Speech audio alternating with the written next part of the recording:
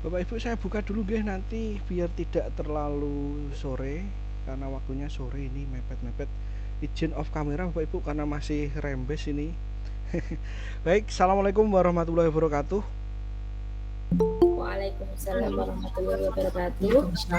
Waalaikumsalam warahmatullahi wabarakatuh. Ya, salam sejahtera, selamat sore Bapak Ibu sekalian yang saya hormati, Ibu Putri Nur Fahmi SPDGR, mentor kita semuanya dalam pembelajaran belajar bersama kita pada hari ini, serta yang saya hormati pula Bapak Ibu peserta belajar bersama persiapan UP UKM PPG tahun 2022 kategori 2.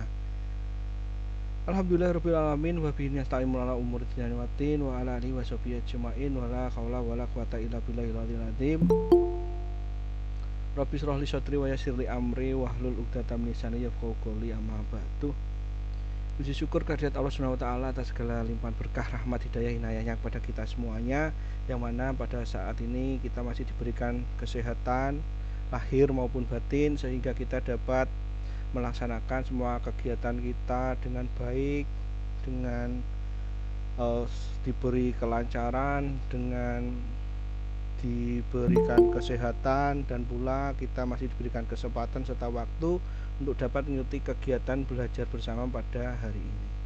Sholawat serta salam selalu tidak henti-hentinya kita haturkan ke baginda Rasulullah SAW yang selalu kita tunggu syafaat beliau di yaumul akhir nanti. Amin Allahumma amin. Bapak Ibu yang selalu penuh semangat, hari ini pertemuan kita yang ketiga. Kita coba waktunya sore hari.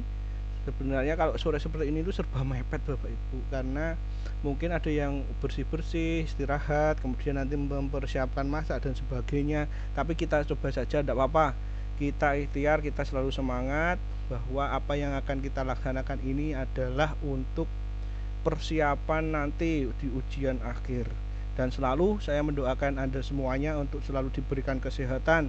Ingat, kesehatan itu yang paling utama Bapak Ibu. Sefokus-fokusnya kita belajar, yang utama itu sehat dulu. Karena apa? Karena kita tanpa sehat nanti akan kesulitan untuk menerima pembahasan, pembelajaran, ilmu. Nah, itu perlu yang jenengan utamakan sehat dulu. Baru setelah itu kita fokus untuk belajar secara konsisten. Nah, itu Bapak Ibu. Kemudian tidak lama, itu saja mungkin dari saya. Selanjutnya nanti silahkan dilanjutkan oleh Bu Putri. Namun sebelumnya marilah kita buka dulu dengan berdoa. Semoga apa yang kita laksanakan hari ini menghasilkan manfaat untuk kita semuanya. Berdoa menurut agama kita masing-masing. Berdoa, saya persilahkan. Bismillahirrahmanirrahim. Ya.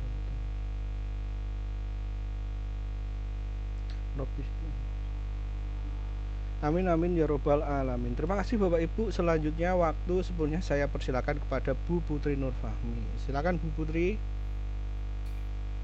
Terima kasih Pak Yuda, waktu yang sudah diberikan kepada saya. Assalamualaikum warahmatullahi wabarakatuh. Waalaikumsalam warahmatullahi wabarakatuh. Selamat sore Bapak Ibu semua. Bagaimana, masih semangat di sore hari?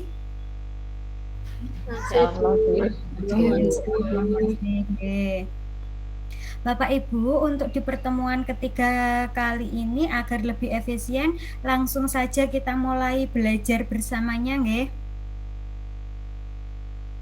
Mohon izin share screen.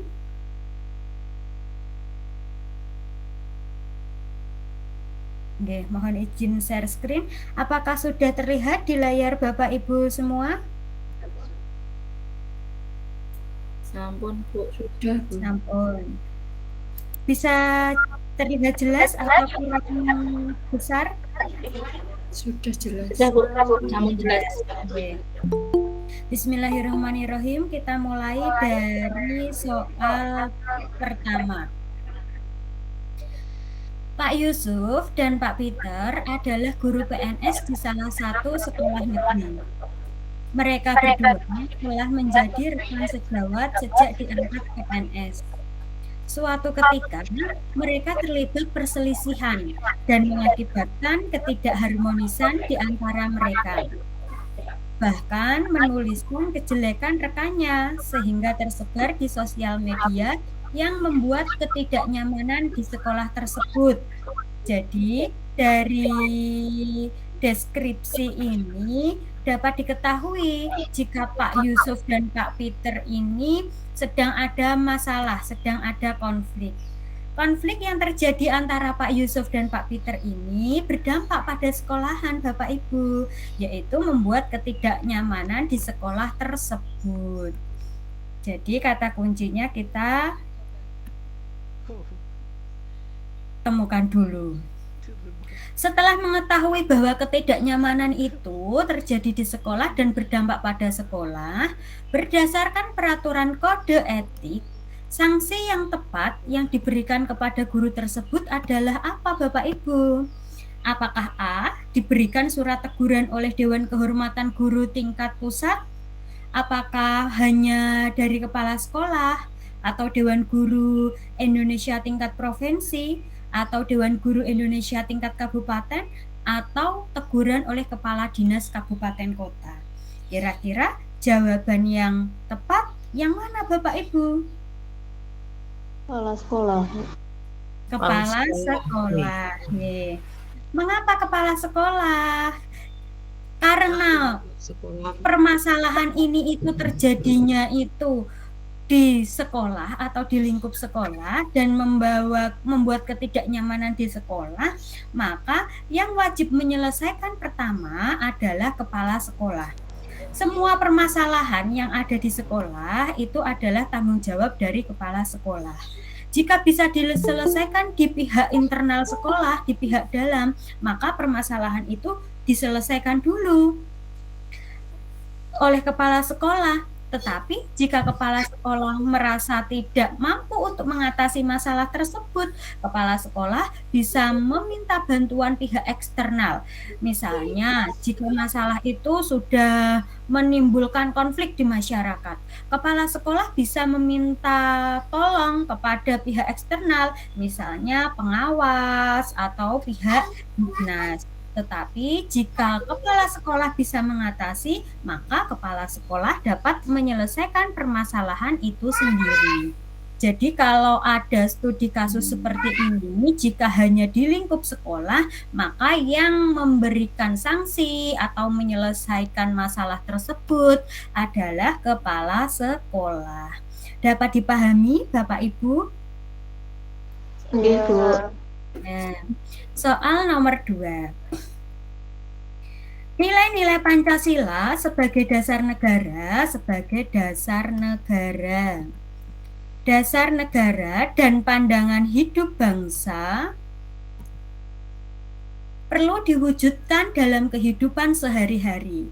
Nilai-nilai Pancasila sebagai dasar negara dimaksudkan untuk, jadi Bapak Ibu, soal yang keluar mulai dari tahun 2021 sampai sekarang tentang nilai-nilai Pancasila adalah Pancasila sebagai dasar negara. Jadi, fungsi dari nilai-nilai Pancasila sebagai dasar negara yang harus Bapak Ibu pedomani itu apa? Kira-kira?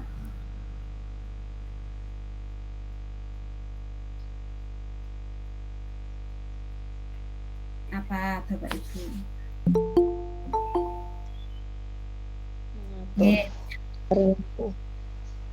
Apa Bu Reni? Mengatur perilaku bukan mengatur perilaku bermasyarakat bagi seluruh warga masyarakat. Nggih, mengatur segala sesuatu dalam kehidupan berbangsa dan bertanah air sistem ketatanegaraan Indonesia. Makna Pancasila sebagai dasar negara dan ideologi bangsa adalah Pancasila itu digunakan sebagai dasar Bapak Ibu atau pedoman dalam mengatur penyelenggaraan sistem pemerintahan, politik, ekonomi yang ada di Indonesia. Jadi itu yang harus dipedomani. Kira-kira Nilai-nilai Pancasila sebagai dasar negara dimaksudkan untuk mewujudkan kesepakatan perjanjian luhur bangsa. Kalau mewujudkan kesepakatan perjanjian luhur bangsa, ini Pancasila sebagai apa fungsinya, Bapak Ibu?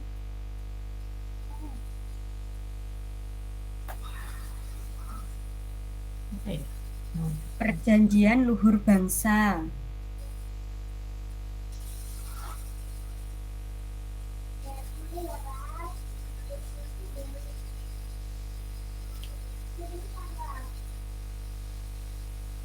Sebagai kepribadian atau perjanjian luhur. Jika mengatur penyelenggaraan pemerintah, berarti Pancasila itu diposisikan sebagai apa, Bapak Ibu?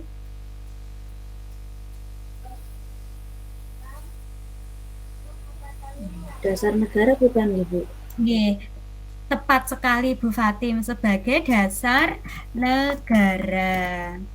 Sekarang, jika mengatur perilaku bermasyarakat bagi seluruh warga masyarakat, ini sebagai apa, Bapak Ibu?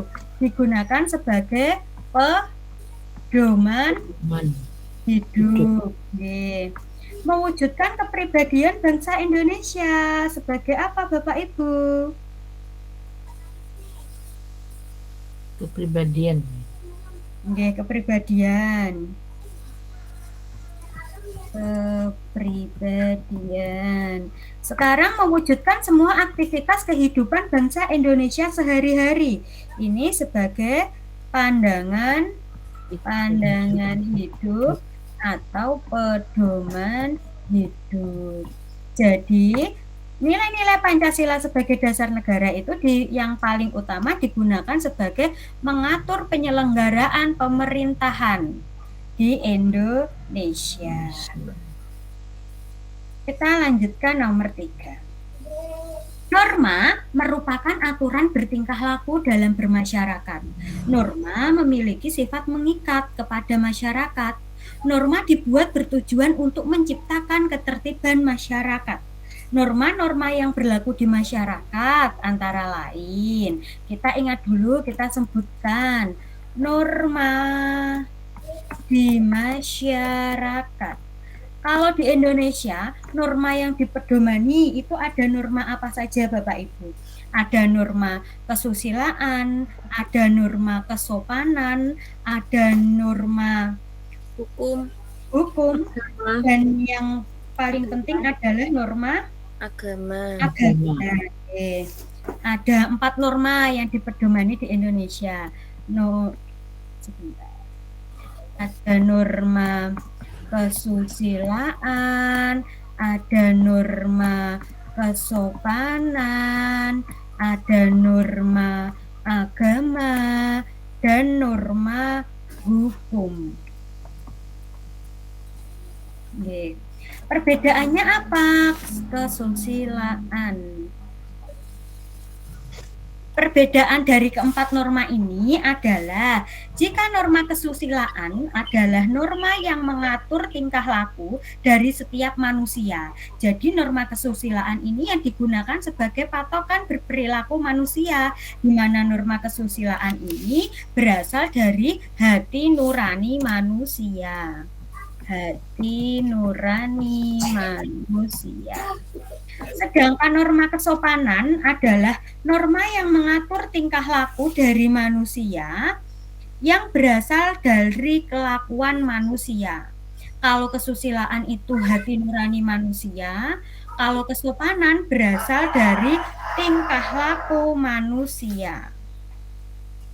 Sedangkan norma agama tingkah laku manusia. Sedangkan norma agama itu sumbernya berasal dari kitab suci atau Tuhan. Jika kita melanggarnya, kita akan mendapatkan dosa. Berasal dari kitab suci atau Tuhan. Jika kita melanggarnya akan mendapatkan dosa. Sedangkan norma hukum adalah norma yang mengikat, bentuknya tertulis, berasal dari Undang-Undang Dasar dan hukum dan sifatnya tertulis. Jika kita melanggar norma hukum, maka kita akan mendapatkan sanksi. Itulah norma yang ada di masyarakat. Selain itu, pembagian norma juga dibedakan.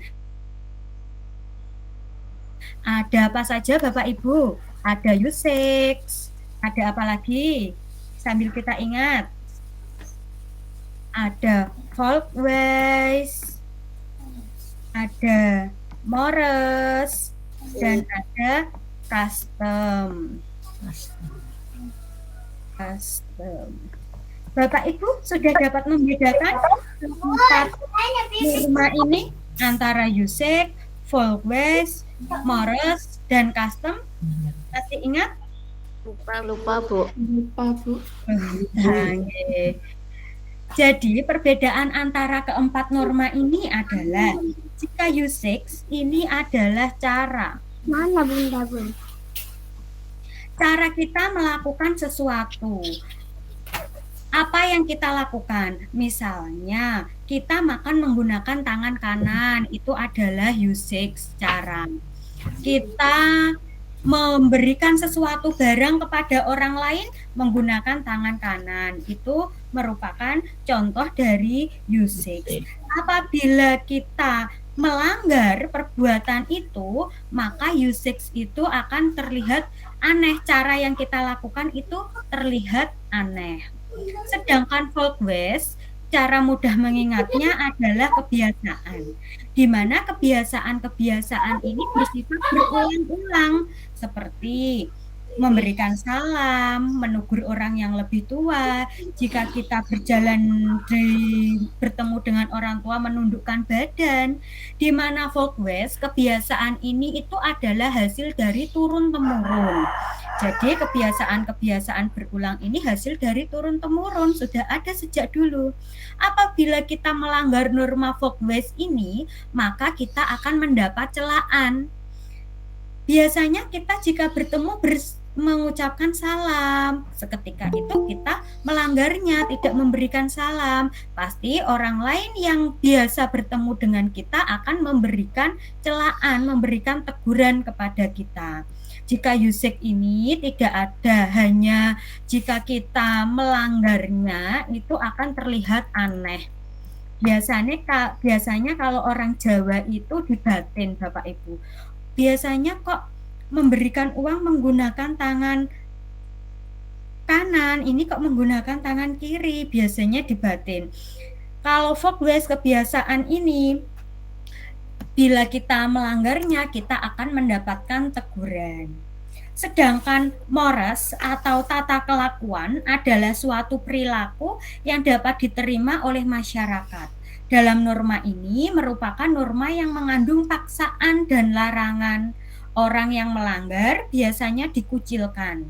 Contoh, ketika kita melakukan pembunuhan, melakukan minum-minuman keras, kita berzina, itu kita sudah melanggar norma Morris, tata perilaku individu terhadap peraturan-peraturan atau melanggar koridor manusiawi, itu Morris.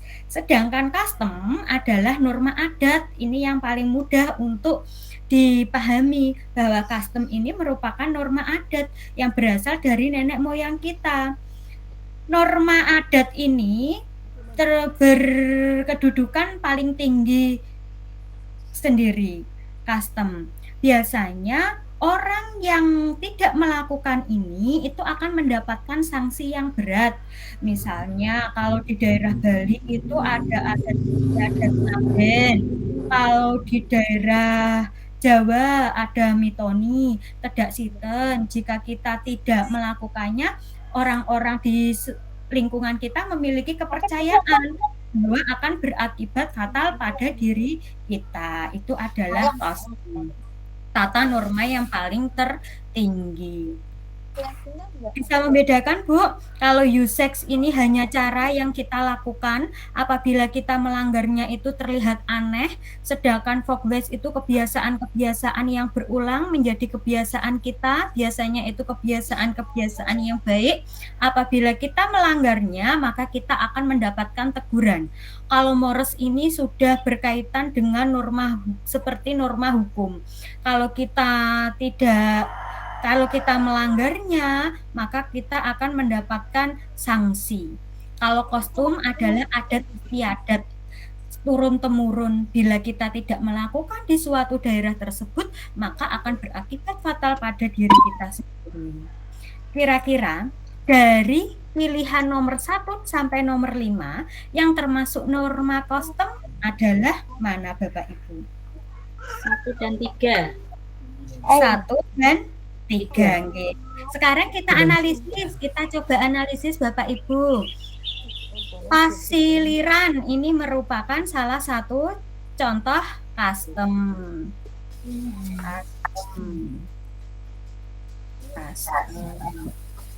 Jika menerima sesuatu dengan tangan kanan, ini apa Bapak Ibu? Usage. Nih, tepat sekali usage. Ngaben. Custom. Oke. Jangan makan sambil berdiri. Jangan makan sambil berdiri. Ini ada kata jangan. Jangan makan sambil berdiri. Kalau ada teguran jangan makan sambil berdiri, ini termasuk apa Bapak Ibu? Kebiasaan. Kebiasaan apa Bapak Ibu? Folk waste. Berbahasa dengan kromo inggil. Ini merupakan kebiasaan. Kebiasaan. Folk waste. Jadi yang termasuk custom adalah 1 dan 3. Nanti kita berlatih lagi ini soal ini. Kemarin di soal kategori 1 ada beberapa soal untuk norma. Nomor 4. Teknologi yang berkembang dengan pesat memudahkan manusia untuk berinteraksi dan berkomunikasi. Jadi dampak teknologi yang berkembang dengan pesat ini memudahkan manusia untuk berinteraksi dan berkomunikasi. Salah satu manfaatnya adalah kita cari saja yang berhubungan dengan memudahkan manusia untuk berkomunikasi atau berinteraksi. Kira-kira mana Bapak Ibu? Langsung fokus pada berinteraksi dan berkomunikasi. B. Seseorang dapat terhubung dan berinteraksi dengan banyak orang. Ini adalah salah satu dampak atau manfaat dampak positif dari teknologi yang berkembang pesat. Nomor 5. Nih. Seorang perempuan tidak diperbolehkan menikah dengan seorang pria oleh orang tuanya dengan alasan dia berasal dari suku tertentu. Yang menurut orang tua tersebut, suku calon menantu memiliki karakter keras dan memiliki perangai yang berbeda dengan sukunya. Jadi ini sudah memiliki pemikiran yang jelek terhadap suku atau calon menantunya. Sikap orang tua tersebut dilatar belakangi oleh apa Bapak Ibu? Apakah penyakit etnosentrisme, diskriminasi, rasisme, stereotip, atau prasangka? Jadi kita ingat lagi, sebelum kita menjawab pertanyaan ini, kita ingat lagi. Awal mula dari penyakit masyarakat ini itu adalah dari prasangka Bapak Ibu. Jadi awalnya itu adanya prasangka dalam diri kita. Prasangka ini itu adalah dugaan sementara. Dugaan sementara. Prasangka ini bisa bersifat positif dan bersifat negatif. Jika bersifat positif itu beranggapan baik terhadap seseorang maupun kelompok. Tetapi jika bersifat negatif, maka prasangka ini akan menimbulkan hoak. prasangka negatif inilah yang jika kita biarkan itu akan berkembang menjadi penyakit stereotip. Stereotip ini adalah anggapan yang belum tentu benar. Suatu anggapan yang belum tentu kebenarannya. Bagaimana belum tentu kebenarannya? Contohnya apa? Misalnya, dari prasangka tadi saya melihat suku Batak. Saya menilai bahwa suku Batak itu pintar mencari uang, itu adalah prasangka positif. Sedangkan saya menilai bahwa suku Batak tersebut adalah orang yang galak, padahal saya belum tahu kebenarannya, apakah benar-benar galak atau tidak.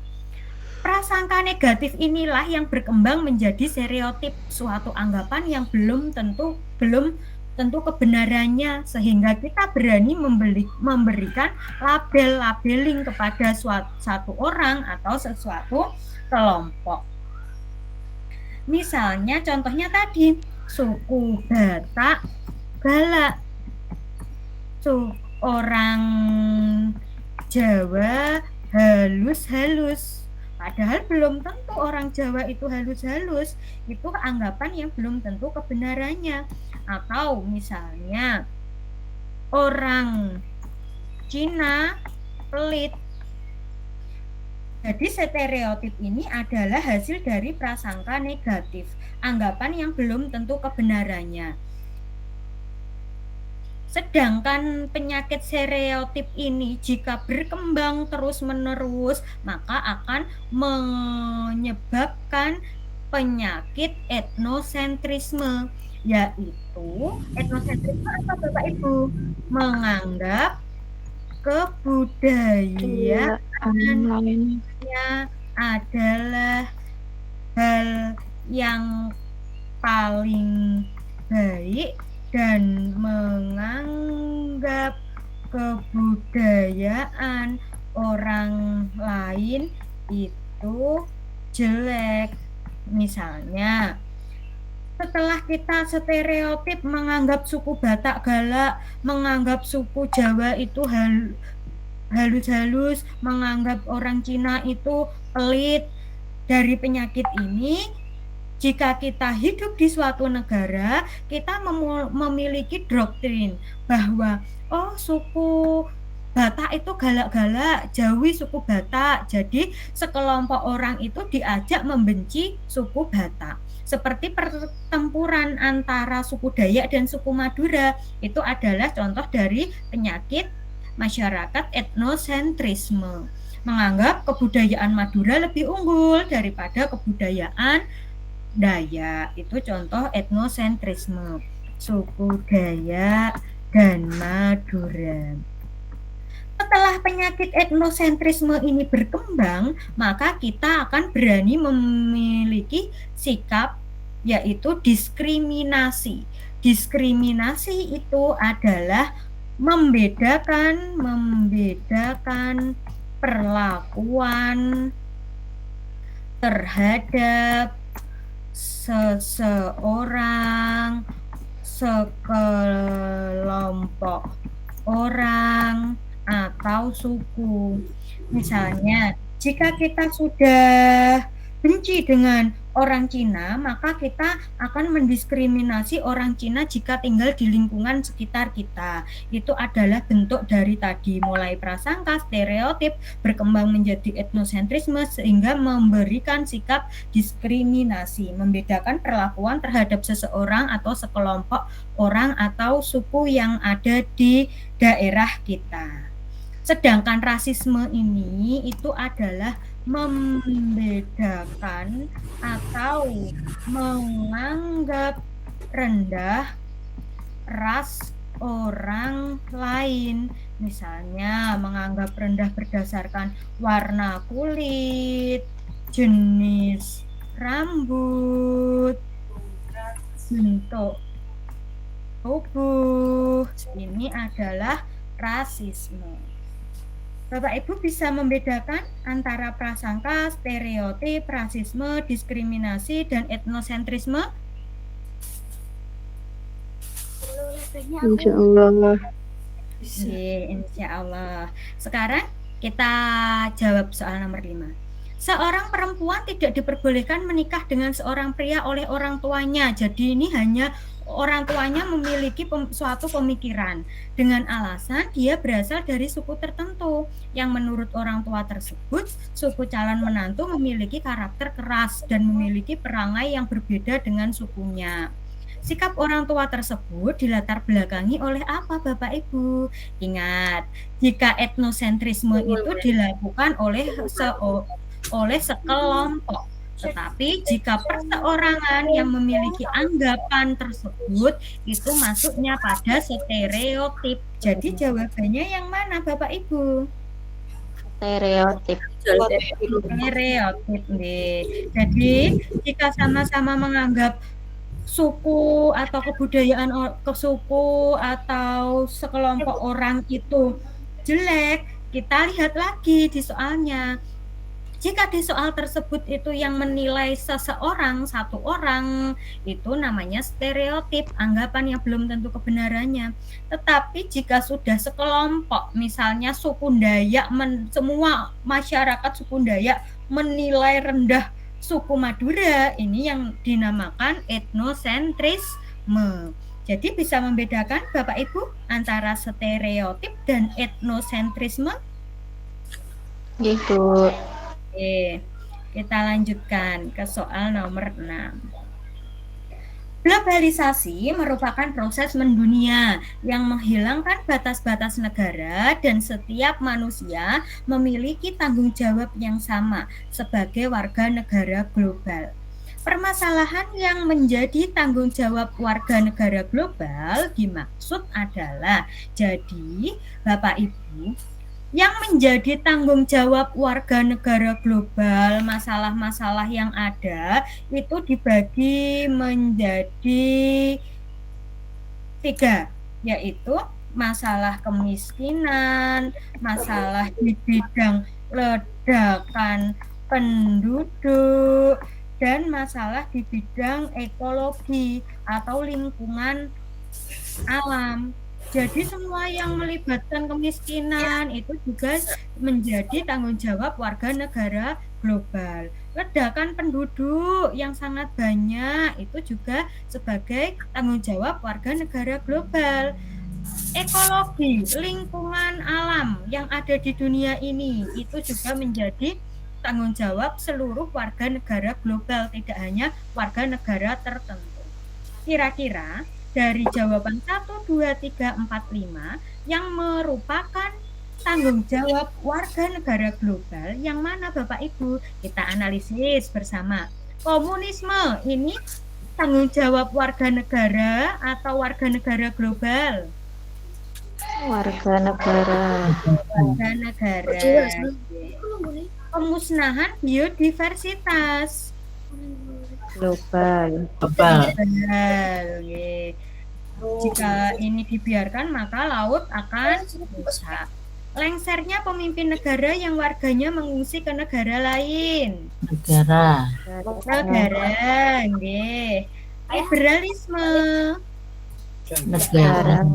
Negara. Kemiskinan. Global. Jadi yang merupakan masalah tanggung jawab sebagai warga negara global adalah pemusnahan biodiversitas dan kemiskinan. Jadi jawabannya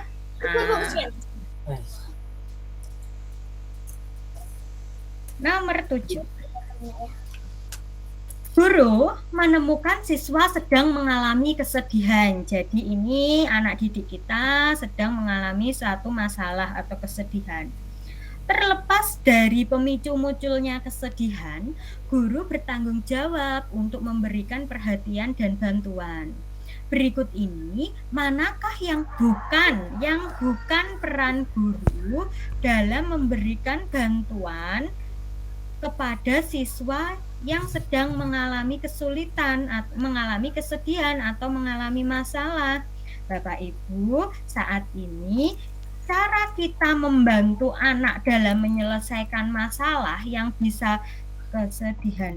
Yang bisa kita terapkan itu menggunakan 3 cara. Bisa menggunakan 3 cara, Bapak Ibu.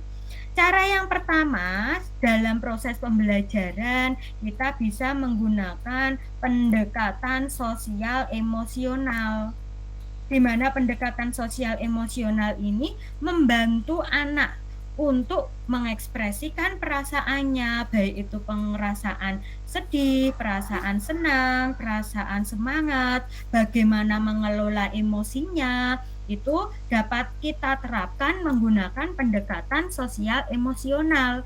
Bisa menggunakan stick emotion, kalau di SD, bisa menggunakan mindfulness, bisa menggunakan teknik stop. Itu cara yang pertama. Pendekatan sosial emosional. Yang kedua, cara menyelesaikan masalah yang kedua adalah kita menerapkan yang namanya segitiga restitusi. Segitiga restitusi ini sudah banyak diterapkan di dalam dunia pendidikan untuk membantu menyelesaikan masalah siswa. Jadi anak dibantu untuk menemukan solusinya sendiri, membuat keyakinan dari masalah yang sudah dihadapi. Jadi anak tidak akan mengulangi lagi. Itu salah satu cara yang digunakan untuk menghadapi kesedihan. Segitiga restitusi jika dipraktikkan itu ada tahapannya, yaitu menstabilkan identitas, validasi tindakan yang salah, dan menanyakan keyakinan. Jadi keyakinan-keyakinan yang kita tanyakan itu berkaitan dengan keyakinan kelas yang sudah kita buat. Bapak Ibu mungkin sudah banyak yang mempraktikkan segitiga restitusi, pendekatan sosial emosional. Yang ketiga, cara kita membantu anak untuk menghadapi masalah itu adalah dengan yang namanya teknik coaching. Teknik coaching ini sangat baik digunakan untuk membantu siswa menyelesaikan permasalahan. Teknik coaching ini juga sama dengan praktik segitiga restitusi tadi, mengidentifikasi masalah, menanyakan rencana aksi, rencananya bagaimana setelah anak itu mengetahui permasalahan, dan anak itu dapat mempertanggungjawabkan apa yang sudah disepakati. Itu teknik coaching. Jadi, guru saat ini itu hanya dapat melayani anak, membantu anak agar anak dapat mengatasi permasalahannya sendiri. Di kelas kita membantu mengelola emosi, untuk praktik lainnya kita bisa menerapkan segitiga restitusi dan teknik coaching. Ini Bapak Ibu bisa dapatkan ketika Bapak Ibu mengikuti program guru penggerak seperti Bu Reni Kustanti. Kira-kira bantuan peran guru dalam memberikan bantuan kepada siswa yang mengalami kesulitan, yang bukan, itu mana Bapak Ibu? Kita analisis bersama. Yang A, membantu siswa melakukan introspeksi diri atas peristiwa yang terjadi. Tadi menggunakan segitiga restitusi atau teknik coaching. Berarti ini jawabannya benar. Benar. Yang B, membantu siswa mengekspresikan perasaan sedih secara sehat. Ini benar atau salah Bapak Ibu? Benar. Benar. Ye. Membantu siswa memahami reaksi emosional terhadap peristiwa. Tadi menggunakan pendekatan sosial emosional. Benar atau salah? Benar. Benar. Membantu siswa untuk mengalihkan energi emosionalnya. Ini membantu anak tadi menggunakan 3 ini, cara ini juga benar. Yang E, membantu siswa melakukan perubahan cara berpikir dan berperasaan. Kita tidak bisa melakukan perubahan cara berpikir dan berperasaan pada anak. Kita hanya bisa membantu dan melayani anak untuk mengelola emosinya saja. Tidak bisa. Jika anak itu marah-marah, kita langsung merubah cara berpikir dan berperasaan dia. Nanti malah anak itu bisa memiliki sifat pendendam. Ini tidak baik atau salah, bukan peran guru. Peran guru hanya menggiring, menuntun, dan memfasilitasi anak untuk menyelesaikan atau menghadapi masalahnya. Nomor 8. Beberapa ciri generasi Z adalah suka kebebasan dalam belajar, menyukai hal-hal yang praktis dan aplikatif, memiliki rentang perhatian pendek, mudah bosan dengan hal yang monoton, dan suka membangun eksistensi di media sosial. Di antara pembelajaran berikut yang bisa menimbulkan permasalahan belajar bagi generasi Z adalah, kita cari kata kuncinya, bahwa generasi Z ini menyukai hal-hal yang praktis dan aplikatif. Berarti ini menyukai hal-hal yang praktis aplikatif berkaitan dengan hal-hal yang baru untuk menerapkan konsep-konsep yang sudah dipelajari. Memiliki rentan perhatian pendek.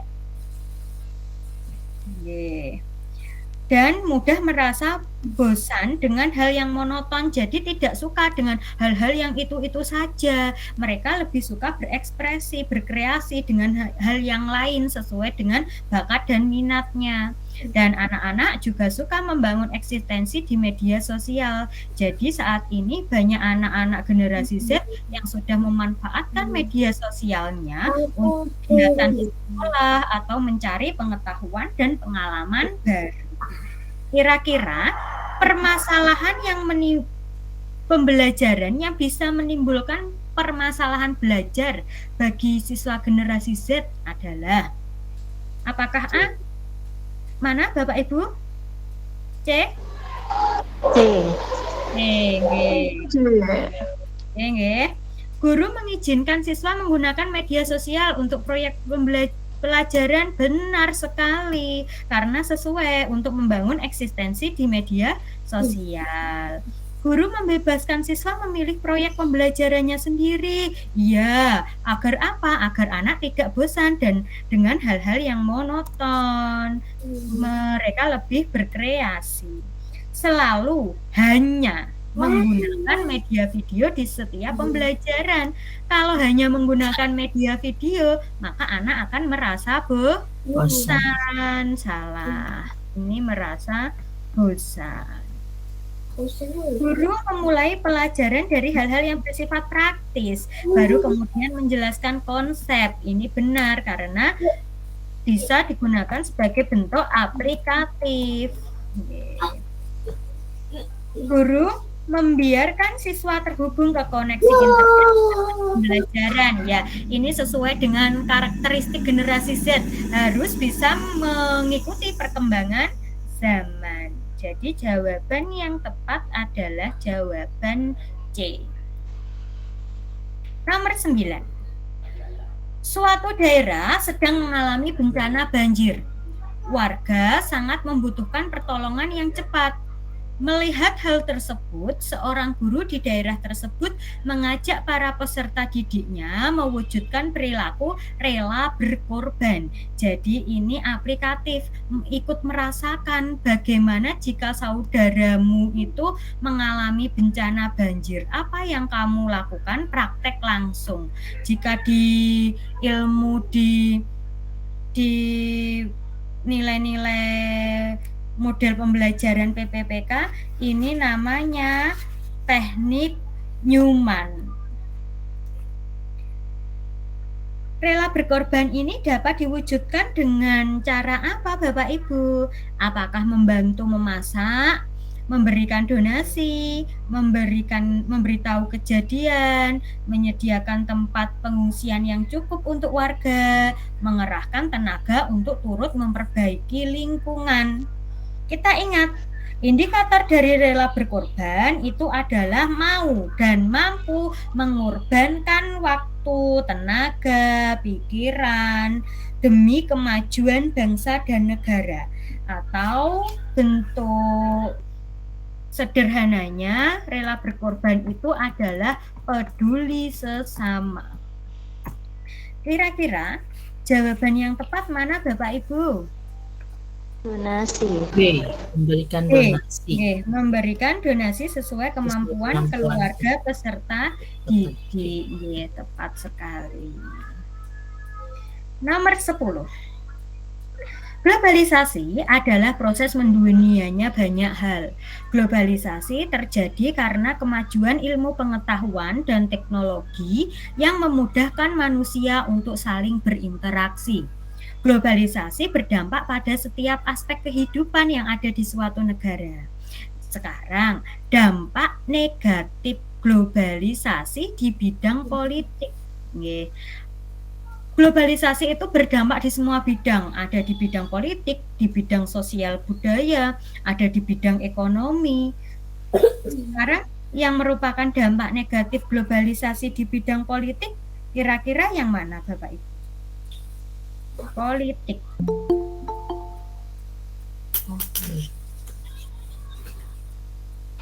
Ini ragu antara A sama D. Antara A dan D. Ya, kita analisis bersama. Menguatnya ideologi kapitalisme dan liberalisme di kalangan remaja. Ini termasuk dampak di bidang apa Bapak Ibu? Kalau di remaja, di kalangan remaja, itu sudah ada ideologi kapitalisme dan liberalisme mementingkan kepentingannya sendiri. Ini di dampak negatif budaya. Budayanya. Ini kata kuncinya di kalangan remaja. Terkikisnya nilai budaya Indonesia dengan masuknya budaya negara lainnya sedang tren. Ini juga dampak negatif di bidang budaya. Menguatnya keberadaan pengaruh negara lain terhadap proses pembuatan keputusan di dalam negeri, mencakup negara, keputusan negara. Berarti ini di bidang apa Bapak Ibu? Politik. Politik. Makin menipisnya nasionalisme yang ada pada masyarakat. Ini juga di bidang budaya. Sosial budaya. Terjadi kemerosotan moral. Ini juga di bidang sosial budaya. Jadi jawaban yang tepat adalah dampak negatif globalisasi di bidang politik adalah C.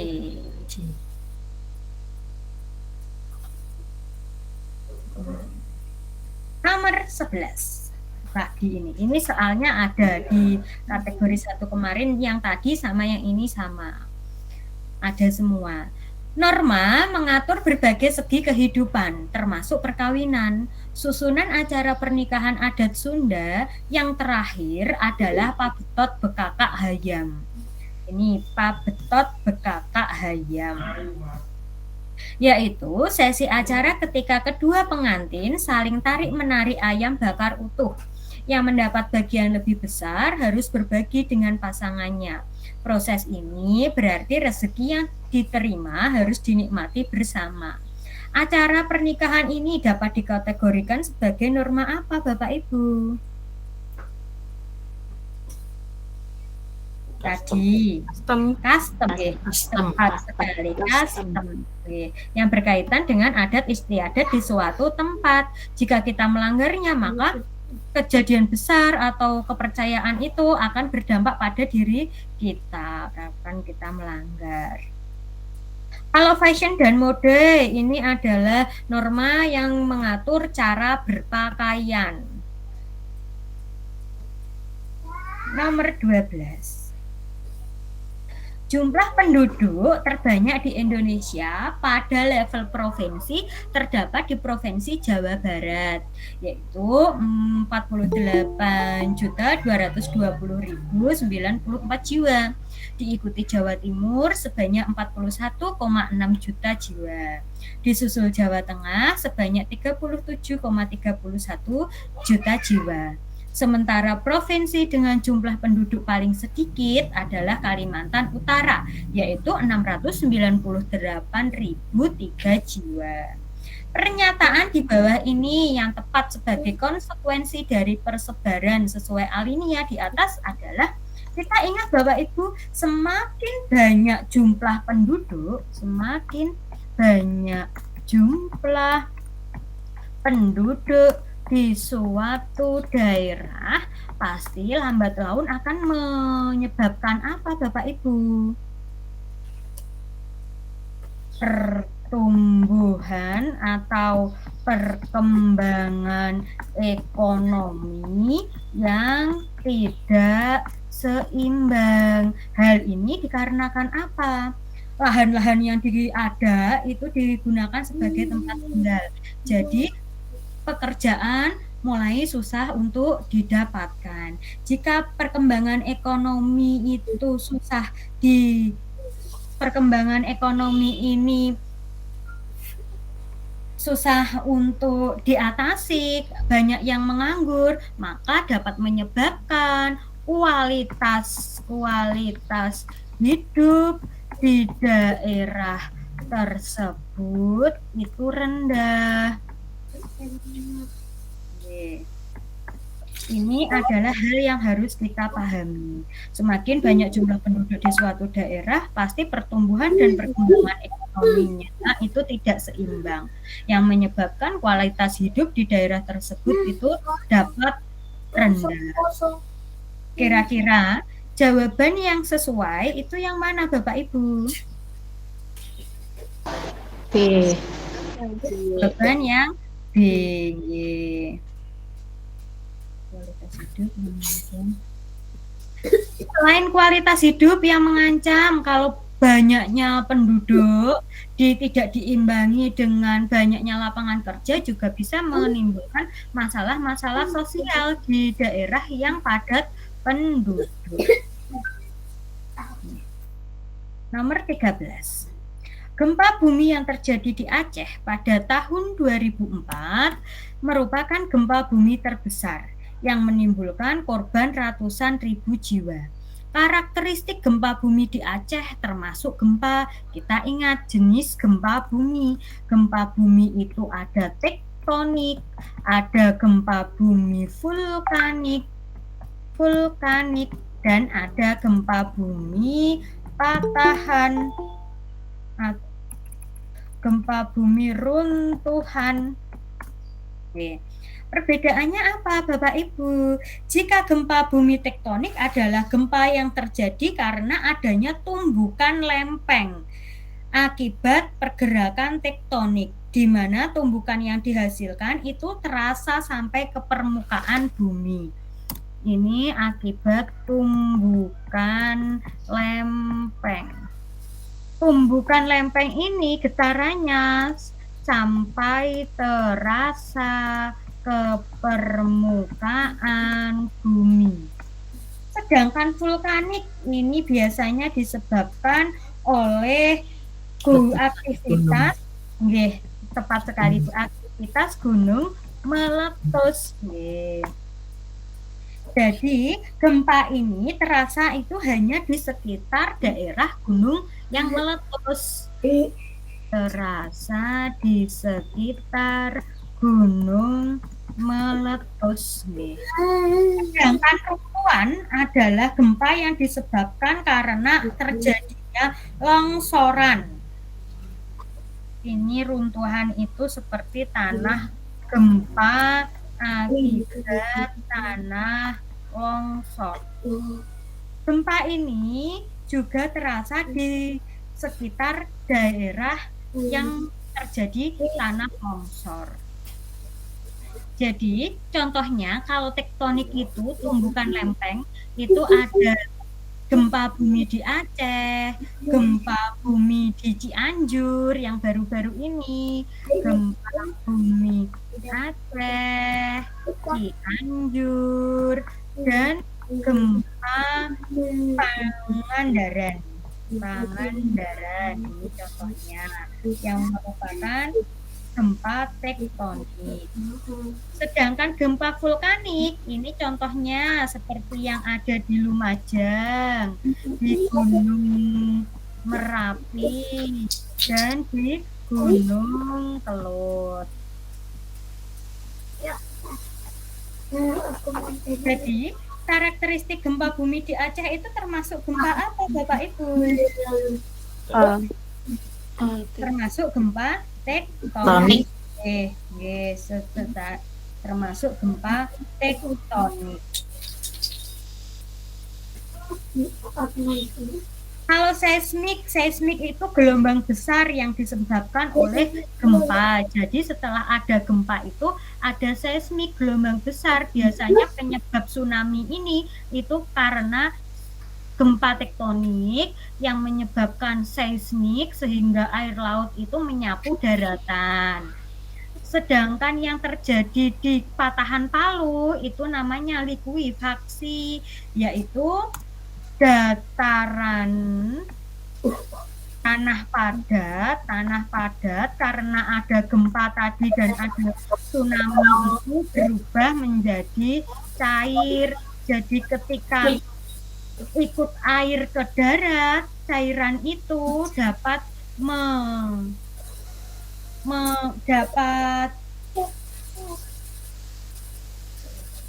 air cair itu dapat menutupi rumah-rumah atau memakan jiwa.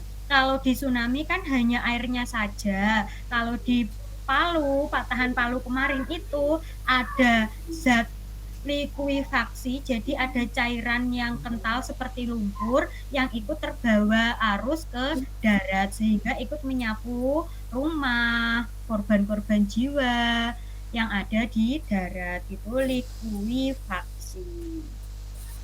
Bisa dipahami Bu, tetapi kemarin yang keluar hanya tektonik. Diingat, tektonik itu karena ada tumbukan lempeng. Kalau besok yang keluar Cianjur berarti itu juga termasuk gempa tektonik. Kalau yang di Gunung Lumajang itu termasuk gempa vulkanik. Nomor 14. Nama situs Kumitir mungkin banyak dikenal orang setelah adanya temuan 3 kerangka manusia awal bulan ini. Dari 3 kerangka, salah satu kerangkanya disebut masih utuh.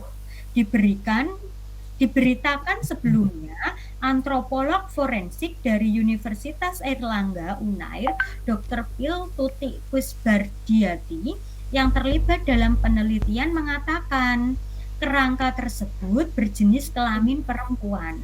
Usianya sekitar 20-30 tahun dan tingginya sekitar 141 sampai 153 cm. Berdasarkan alinea di atas, maka kesimpulan ahli didasarkan langkah metode penelitian sejarah, yakni kita urutkan metode penelitian sejarah dari yang pertama. Namanya apa Bapak Ibu? Dari yang pertama. Ya Ibu. Ya Ibu. Sarah dan Ibu Fatin tepat sekali, yaitu heuristik. Tahapan yang kedua setelah heuristik apa Bapak Ibu? Interpretasi. Sebelum interpretasi, heuristik Verifikasi. Verifikasi atau kritik. Setelah melalui verifikasi atau kritik, baru interpretasi. Setelah interpretasi, baru dituliskan, dibukukan, sehingga dapat dinikmati oleh semua orang, menjadi sumber sejarah yang disebut dengan apa Bapak Ibu tahapan akhirnya? Historiografi. Kita ingat lagi, heuristik ini mengumpulkan sumber-sumber sejarah. Tahapan awal dalam metode penelitian sejarah yaitu mengumpulkan sumber-sumber sejarah. Mengumpulkan sumber-sumber sejarah, misalnya contohnya di Blora itu terkenal sekali dengan sejarah suku Samin. Suatu ketika Bu Fatim rekreasi ke Blora, dan ketika berekreasi Bu Fatim menemukan jejak digital dari belum diketahui itu jejak digital dari mana, berupa keris, misalnya menemukan keris di tempat Ibu Fatim sedang rekreasi ketika di Blora. Keris yang ditemukan Ibu Fatim itu akan dicari, dibuktikan keris ini kira-kira peninggalan dari kerajaan apa, atau ini kerisnya siapa. Bu Fatim mengumpulkan sumber-sumber sejarah, mulai dari membaca buku, mencari informasi di internet, atau mencocokkan dari YouTube. Itu adalah tahapan heuristik. Ketika Ibu Fatim sudah mengumpulkan sumber-sumber sejarah tadi, Ibu Fatim membuktikan sumber sejarah itu asli atau tidak dengan cara verifikasi.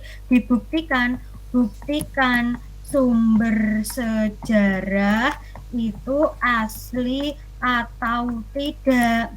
Caranya bagaimana? Caranya Ibu Fatim bisa bertanya ke pemerintahan di daerah Blora, berkonsultasi, apakah ini itu benar-benar peninggalan dari suku Samin? Karena saya melihat dari buku, dari YouTube, dari internet, ini seperti peninggalan dari suku Samin, seperti itu.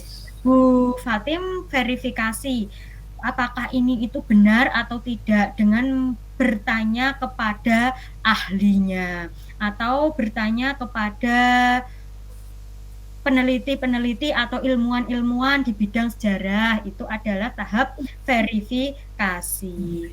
Sedangkan tahap interpretasi itu adalah penafsiran akan makna. Penafsiran akan makna berdasarkan fakta.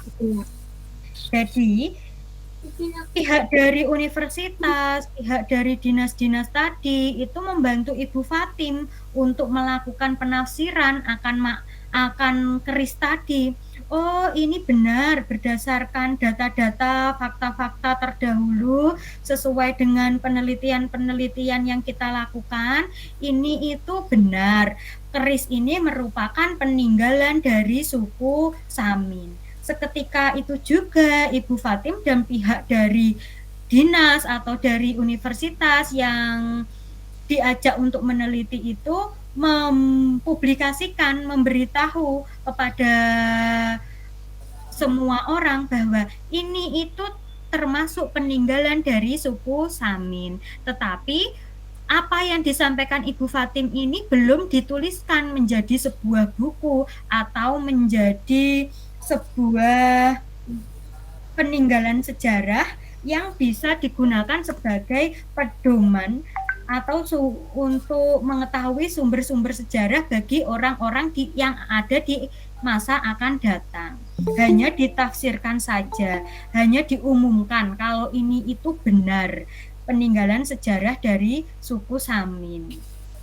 Itu interpretasi. Ketika sudah diinterpretasi dan Ibu Fatim sudah yakin, Ibu Fatim bisa membuat sebuah buku tentang peninggalan suku Samin. Sudah dituliskan, misalnya sudah dituliskan menjadi sebuah buku, sudah didokumentasikan. Ini termasuk tahapan historiografi, atau Ibu Fatim kerisnya tadi itu dimuseumkan, dibuat museum, bisa dinikmati orang-orang di masa yang akan datang jika ingin mengetahui peninggalan dari suku Samin. Itu historiografi. Jadi tahap pertama heuristik hanya mengumpulkan sumber-sumber sejarah, bisa melalui buku, bisa melalui internet. Ketika itu Ibu Fatim membuktikan sumber sejarah itu verifikasi dengan bertanya ke pihak dinas atau pihak-pihak terkait yang lebih ahli. Sedangkan setelah dilakukan penelitian dan hasilnya benar, itu namanya interpretasi data, ditafsirkan. Dan ketika sudah benar, dinyatakan benar, maka Ibu Fatim membukukan, dibuat buku, dituliskan, didokumentasikan, atau dimuseumkan. Ini namanya historiografi, dimuseumkan, agar bisa dinikmati oleh generasi-generasi yang akan datang ketika ingin melihat tentang peninggalan suku Samin, contohnya seperti tadi. Itulah tahapan dari metode penelitian sejarah. Dari alinea di atas ini, maka kesimpulannya adalah sesuai dengan langkah metode penelitian apa Bapak Ibu?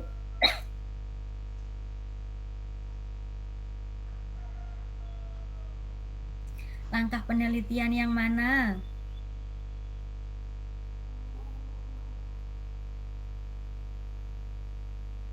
Interpretasi. Interpretasi, nggih. Pada tahap interpretasi, karena di sini sudah diverifikasi dan diinterpretasikan berdasarkan pendapat dari ini ahli antropolog forensik Universitas Airlangga yang terlibat dalam penelitian mengatakan kerangka tersebut berjenis kelamin perempuan, usianya sekitar 20-30 tahun dan tingginya sekitar 141-153 cm. Kata kuncinya adalah penelitian itu mengatakan berarti sudah disahkan, sudah diteliti berdasarkan fakta, sudah ditafsirkan. Bisa membedakan keempat tahapan metode penelitian sejarah ini, Bapak Ibu? Insya Allah. Nomor 15. Upaya pemajuan HAM dilakukan dalam bidang produk hukum, lembaga negara dan lembaga swadaya masyarakat. Di masyarakat telah beredar berita di media sosial tentang perlindungan anak yang diberikan kepada anak FS dalam kasus penembakan Brigadir J, yang menyebut Kak Seto dan Bapak Aris Merdeka Sirait sebagai ketua KPAI yang menyebut perlu perlindungan anak terhadap anak FS. Jadi poinnya di sini Bapak Ibu, Kak Seto dan Bapak Aris Merdeka Sirait itu sebagai ketua KPAI menyebutkan bahwa perlunya perlindungan terhadap anak FS. Kita harus kritis mencermati berita tersebut, berita yang ada di media sosial. Benarkah pemberitaan di media sosial tersebut? Kira-kira benar atau tidak, Bapak Ibu? Tidak. Tidak benar. Kenapa tidak benar, Bapak Ibu?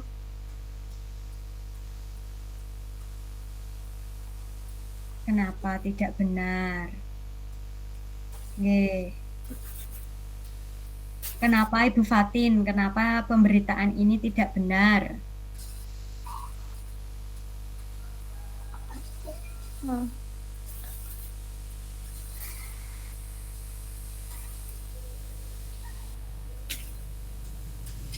Oke, kita analisis bersama bahwa kejadiannya ini untuk perlindungan HAM itu ada dua versi dari Kak Seto. Kak Seto itu bukan bertugas di KPAI, tetapi Kak Seto itu bertugas di LPAI, Lembaga Perlindungan Anak Indonesia.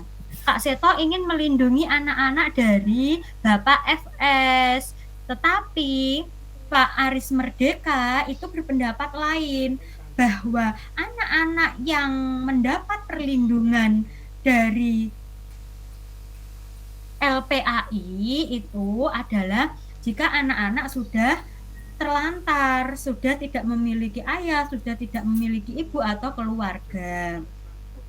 Pak Aris juga mengatakan bahwa anak dari Bapak FS itu lebih baik dilindungi oleh keluarga, nenek, saudara-saudara dari keluarga FS atau istrinya.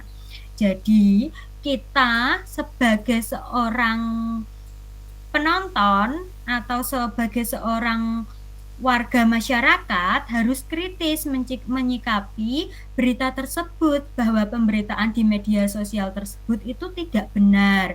Tidak benarnya kenapa? Kita lihat di pilihan jawaban A, B, C, D, E. Apakah tidak benarnya A? Tidak benar, karena Kak Seto bertugas di KPAI. Kak Seto ini bertugas di mana Bapak Ibu? Di Perlindungan anak. LPAI. Jadi jawaban ini juga salah. Dan Aris Merdeka Sirait itu di Komnas Perlindungan Anak, betul. Benar, karena Kak Seto bertugas mewakili KPAI dan Aris Merdeka Sirait mewakili Komnas HAM. Salah. Tidak benar, karena Kak Seto bertugas di LPAI dan Aris Merdeka Sirait di Komnas Perlindungan Anak. Benar. Benar, karena Aris Merdeka Sirait mewakili Komnas HAM. Tidak, karena ini itu ternyata ada perselisihan dari Kak Seto dan Pak Bapak Aris Merdeka Sirait dalam menangani kasus HAM dalam kasus pembunuhan Brigadir J yang berkaitan dengan anak-anak Bapak FS. Jadi jawaban yang benar adalah C. Ini termasuk pengetahuan umum Bapak Ibu. Kalau kita tidak tahu bagaimana ceritanya, kita juga tidak mesti menjawab benar. Kita harus jeli bahwa Kak Seto itu tidak di KPAI tapi di LPAI. Dan antara kedua tokoh ini itu mempunyai perselisihan. Nomor 16. Perhatikan pernyataan berikut. Penerapan norma hukum di sekolah ditunjukkan oleh nomor berapa Bapak Ibu? Norma hukum. Norma hukum kata kuncinya apa? Bersifat tertulis dan mengikat. Bersifat tertulis dan mengikat. Bersifat tertulis dan mengikat. Contoh nyata norma hukum di sekolah itu adalah tata tertib sekolah. Jadi penerapan norma hukum yang ada di sekolah ini kira-kira nomor berapa Bapak Ibu? 1, 4. 1 dan 3. Siswa dilarang menggunakan make up berlebihan. 3, tidak boleh memanjangkan rambut untuk siswa laki-laki. Benar. Jawabannya E. Sekarang nomor 17. Gambaran permukaan bumi, topografi di setiap wilayah mengalami perbedaan. Ada yang berupa dataran rendah, pesisir pantai, dataran tinggi seperti pegunungan dan bukit-bukit. Di dalam gunung sendiri terdapat magma yang sangat panas. Magma yang mengandung gas berada dalam kondisi di bawah tekanan batu-batuan berat yang berada di sekitarnya. Tekanan inilah yang menyebabkan magma meletus atau yang disebut dengan erupsi gunung berapi atau gunung meletus. Dampak ini penekanannya di sini. Dampak dari erupsi gunung meletus tersebut dapat mempengaruhi bentuk permukaan bumi. Jadi permukaan bumi itu terbentuk melalui dua peristiwa, yaitu dengan tenaga eksogen dan tenaga endogen. Tenaga eksogen itu yang bagaimana Bapak Ibu? Yang berasal dari mana? Dari luar. Berasal dari luar bumi. Tenaga eksogen ini menggunakan bantuan angin, air, gletser, di mana air, angin, dan materi es akan mengikis permukaan bumi serta membawa materi yang lapuk sehingga membentuk permukaan baru. Jadi permukaan baru itu terbentuk melalui proses pelapukan. Contohnya bisa melalui erosi atau melalui sedimentasi. Pengendapan itu oleh tenaga eksogen. Sedangkan tenaga eksogen endogen ini adalah berasal dari dalam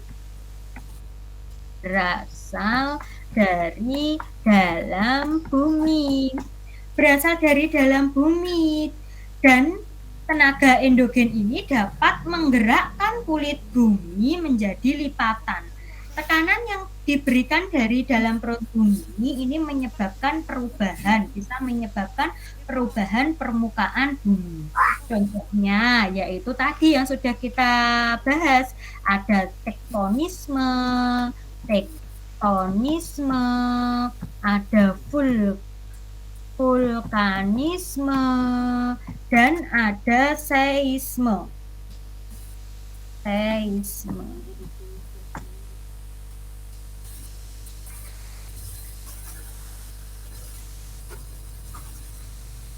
Kira-kira jika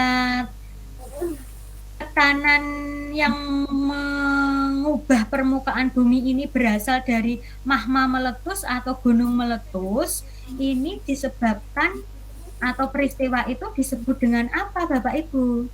Tenaga eksogen, endogen, vulkanik, tektonis, panas bumi.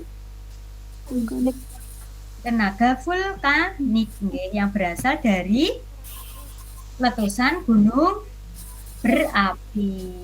Sedangkan yang tektonis tadi pergeseran lempeng bumi. Nomor 18. Perhatikan pernyataan di bawah ini. Ada banyak sekali. Berdasarkan pernyataan di atas yang termasuk faktor lingkungan budaya mempengaruhi penyebaran penduduk adalah pernyataan nomor. Jadi yang mempengaruhi penyebaran penduduk di suatu daerah itu ada 3 Bapak Ibu, yaitu fisiografi, biologis, dan kebudayaan. Fisiologi itu adalah tempat, lingkungan alam, keadaan, apakah itu bentuk muka bumi, sumber daya alam, kesuburan tanah, iklim, ketersediaan air di suatu daerah tersebut, itu masuknya pada fisiografi. Sedangkan biologis itu faktor kelahiran dan faktor kematian di tempat tersebut, di lingkungan tersebut. Sedangkan faktor lingkungan budaya adalah segala sesuatu yang berkaitan dengan tingkah laku, perilaku manusia. Sekarang yang merupakan faktor lingkungan budaya, kira-kira nomor berapa saja Bapak Ibu? Nomor 1, 2, 3, 4, 5 ini termasuk faktor apa Bapak Ibu? Kesuburan tanah, bentuk muka bumi, sumber daya alam, iklim, keadaan air, ini faktor Fisiografi. Nggih. Sedangkan tersedianya lapangan kerja, tersedianya fasilitas pendidikan, ini faktor apa Bapak Ibu? Budaya. Nggih. Ini budaya.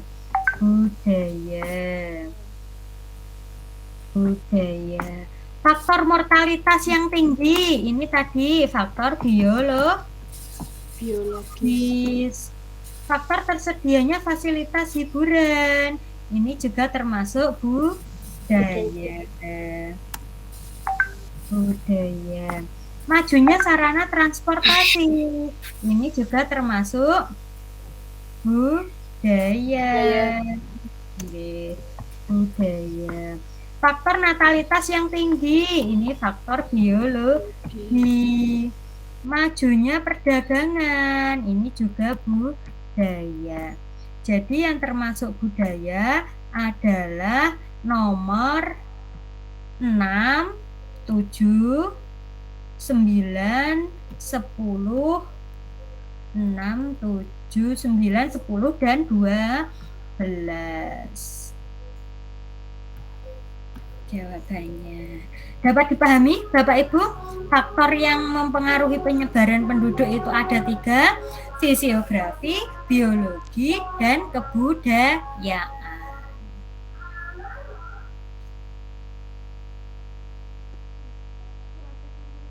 Kita lanjutkan. Nomor 19. Kualitas kesehatan nasional Indonesia masih rendah. Hal ini dapat dilihat dari masih tingginya angka kematian ibu melahirkan, angka kematian bayi, dan gizi buruk. Kualitas kesehatan atau angka harapan hidup saat ini rendah.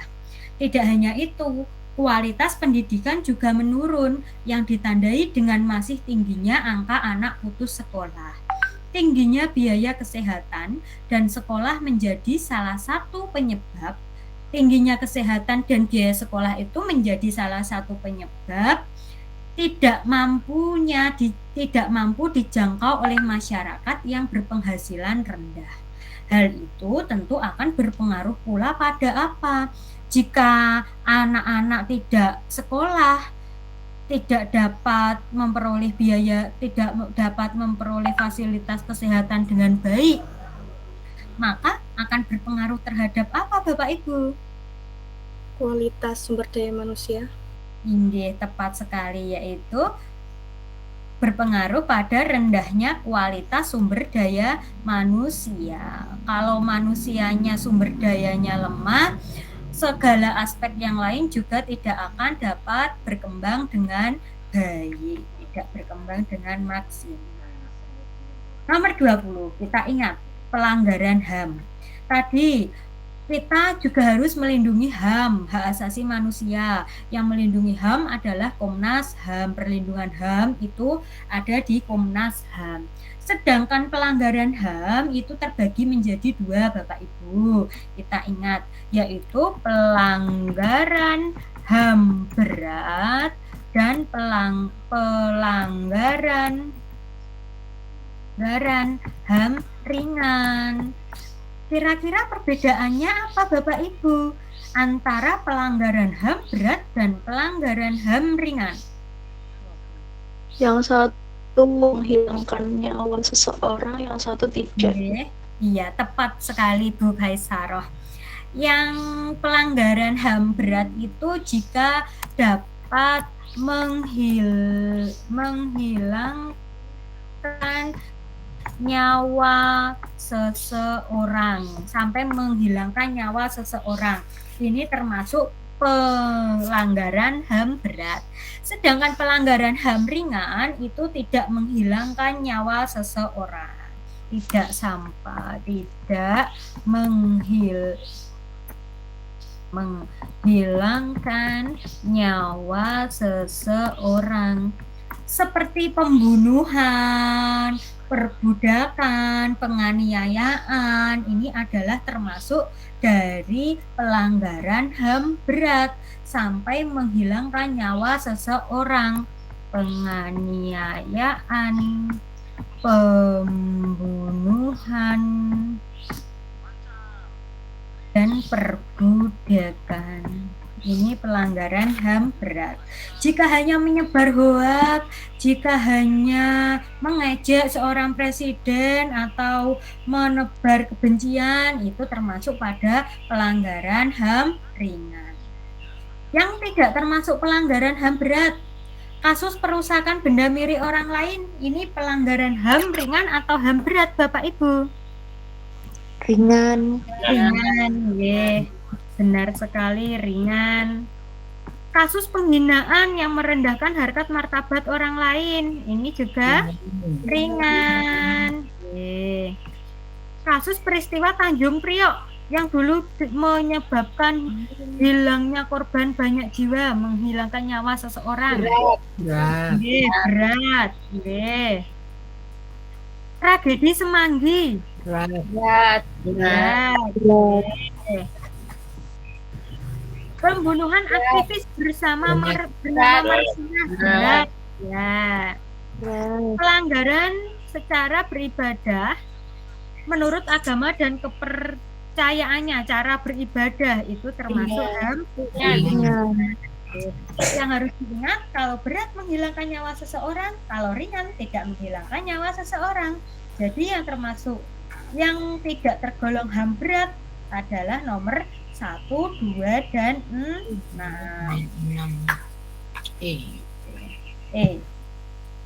Nomor 21. Kekayaan Indonesia akan rempah-rempah. Ya, ini tadi masih ingat atau tidak metode sejarah. Kekayaan Indonesia akan rempah-rempah menjadi daya tarik bangsa-bangsa Eropa untuk datang ke Indonesia.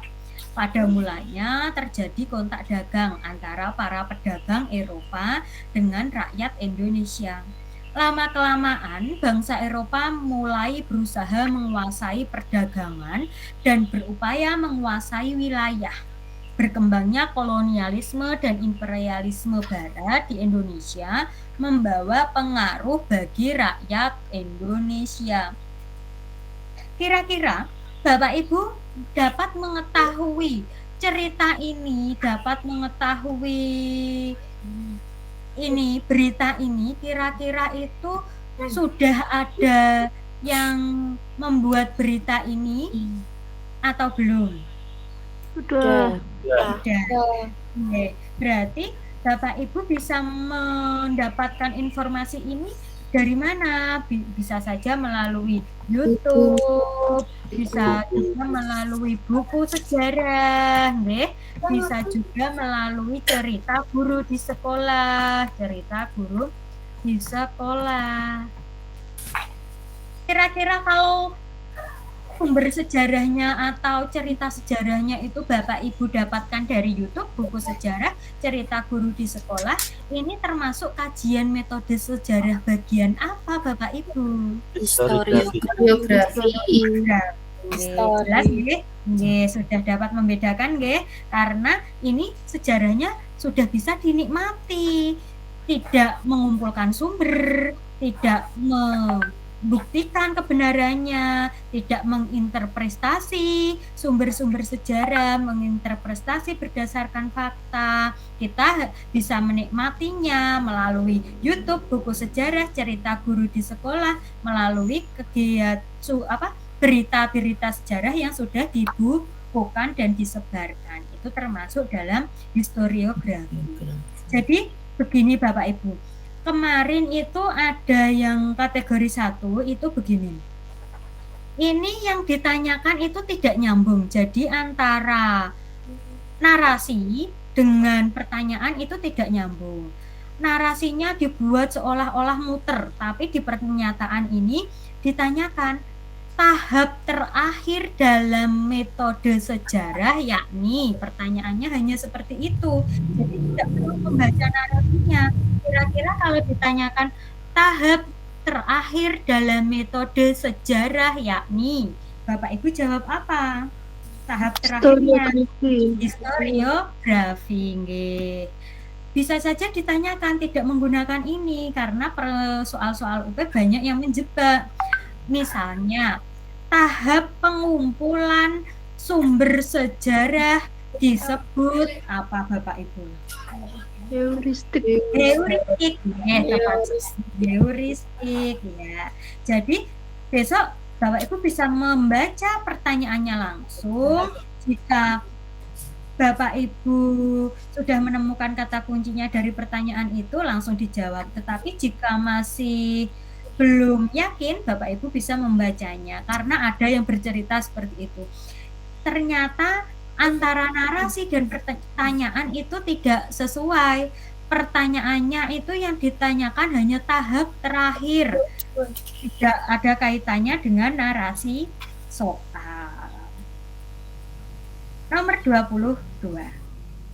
Salah satu KD di kelas rendah adalah mencermati isi teks informasi tentang perkembangan teknologi, produksi, komunikasi, transportasi di lingkungan setempat. Berdasarkan KD tersebut, kegiatan inti yang dapat dilakukan Pak Andi sebagai guru kelas rendah adalah kegiatan di langkah-langkah pembelajaran itu ada 3. Ada kegiatan awal, kegiatan inti, dan kegiatan penutup. Kegiatan awal ada apersepsi, orientasi, motivasi. Di kegiatan inti itu ada eksplorasi, elaborasi, konfirmasi, dan di kegiatan akhir ada motivasi dan ada refleksi. Kira-kira dari option jawaban A, B, C, D, E yang sesuai dengan kegiatan inti pembelajaran di kelas rendah mana Bapak Ibu, kita analisis bersama. Mengajak peserta didik mengidentifikasi alat komunikasi dan transportasi yang digunakan keluarga di rumah. Mengidentifikasi berarti anak disajikan masalah. Ini tahap kegiatan awal, inti atau penutup? Kegiatan inti. Oke, kita ke pertanyaan berikutnya, pernyataan berikutnya. Guru mengajukan pertanyaan, apakah di sekitarmu ada warung internet? Ini orientasi, ini di kegiatan apa Bapak Ibu? Awal. Persepsi, orientasi. C. Menyajikan gambar handphone dan meminta peserta didik bercerita tentang gambar tersebut. Bu Guru punya gambar handphone. Coba anak-anak ceritakan tentang ini siapa yang pernah menggunakan benda ini, misalnya seperti itu. Di kegiatan membuat kaitan persepsi. Ini di kegiatan apa Bapak Ibu? Awal. Okay. Meminta peserta didik mewarnai gambar handphone. Ini di kegiatan inti atau di kegiatan akhir sebagai evaluasi penutup.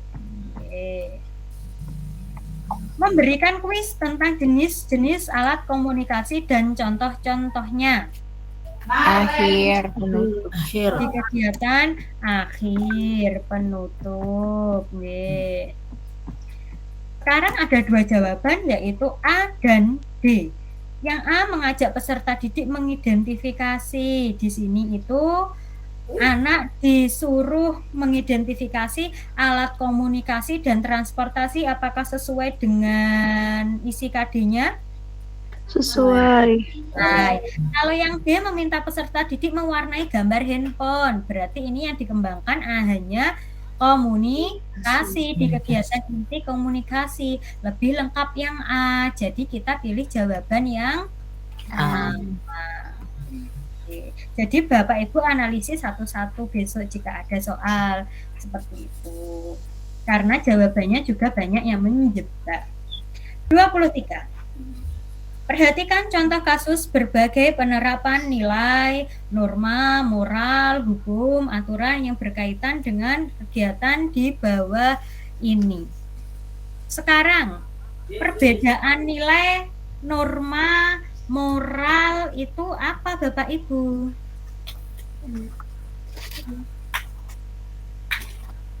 Nilai itu sikap manusia yang menilai segala sesuatu yang ada di lingkungan sekitarnya.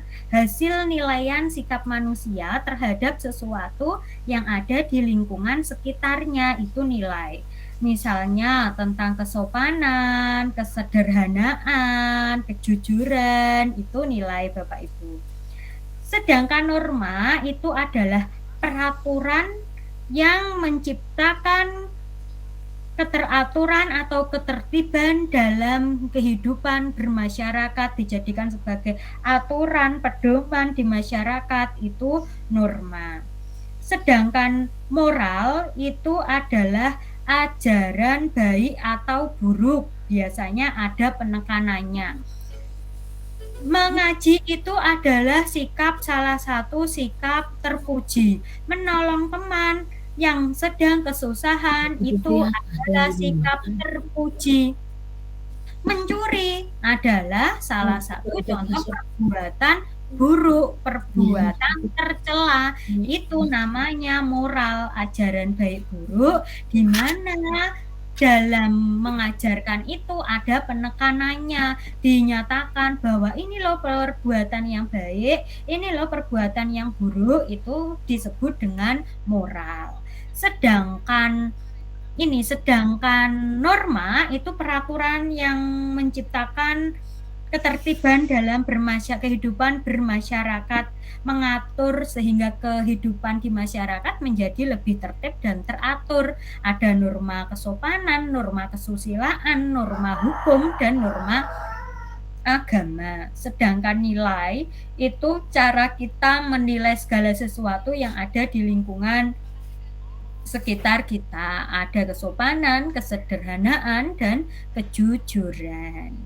Sekarang pertanyaannya, Berdasarkan contoh kasus di atas, termasuk dalam contoh penerapan moral adalah moral tadi apa? Ajaran baik atau buruk yang ada penekanan dan ada penekanannya. Kira-kira mana Bapak Ibu? Nggih. Melanggar aturan adalah perbuatan buruk. Ini termasuk moral.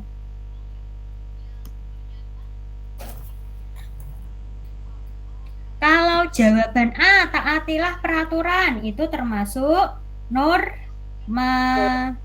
Nggih, pasal 106 ini juga termasuk norma hukum.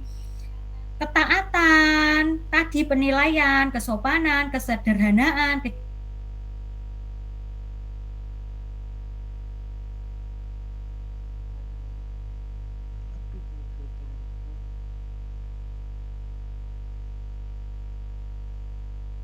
Halo, selamat sore.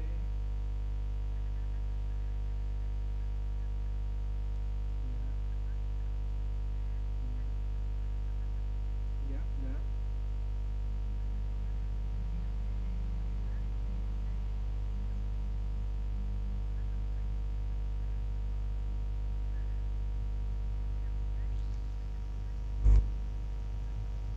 Ya.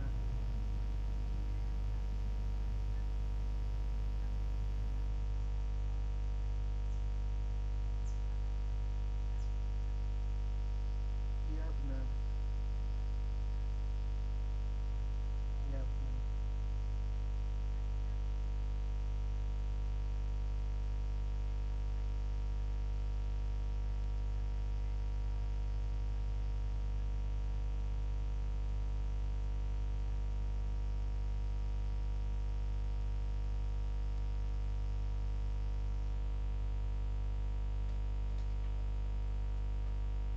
Panggilan belum, cuman ada SMS tadi. Belum.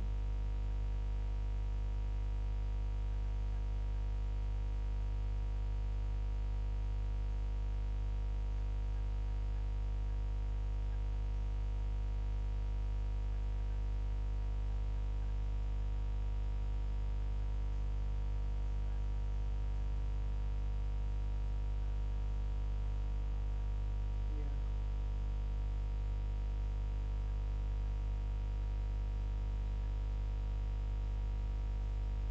Iya.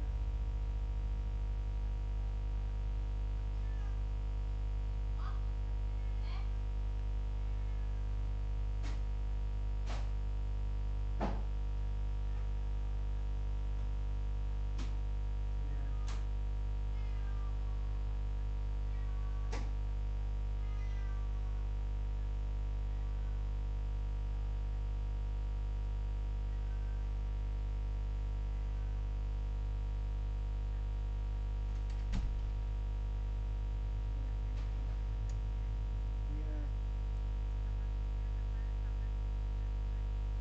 Ya, terima kasih.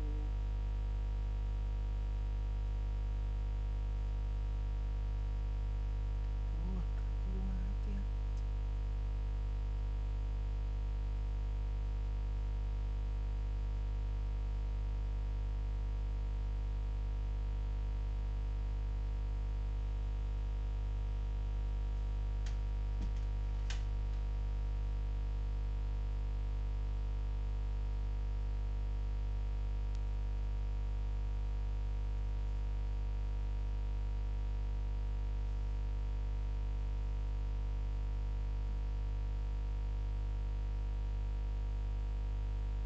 Bu ya.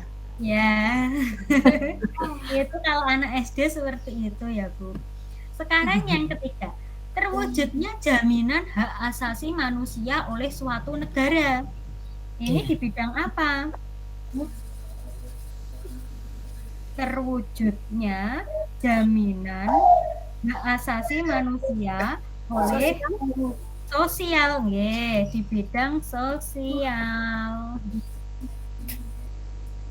budaya, mendorong penugasan untuk meningkatkan efisiensi. Ini peran pemerintahan di bidang politik. Nggih. Meningkatkan kualitas dan kuantitas partisipasi politik rakyat di bidang politik. Ya. Meningkatkan kesempatan kerja dan devisa negara. Devisa negara ini Ekonomi. di bidang Ekonomi. ekonomi.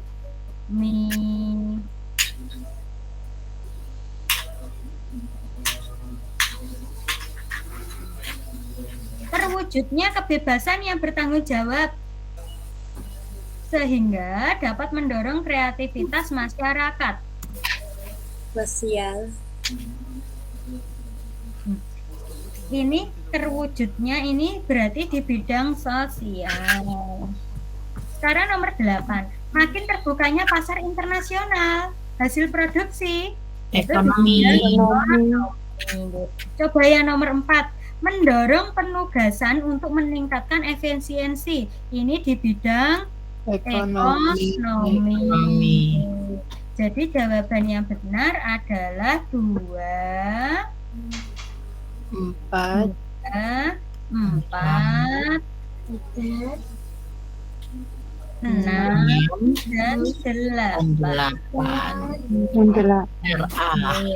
Jadi jawabannya adalah A. Nah, Nomor yang ada satu-satu. Oke.